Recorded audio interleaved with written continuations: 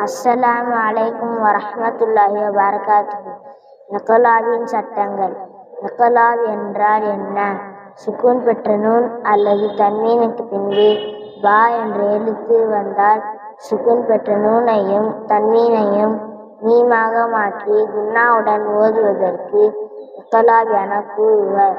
உதாரணமாக அம்பியா, நஃப்ஸம் பிகைரி, அம்பியா.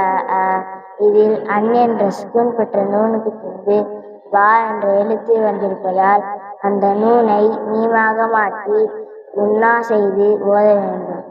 நஃப்ஸம் பிகைரி. இதில் சன் என்ற தன்வீனுக்கு பின்பு பா என்ற எழுத்து வந்திருப்பதால் அந்த தன்வீனை மீமாக மாற்றி குன்னா செய்து ஓத வேண்டும்.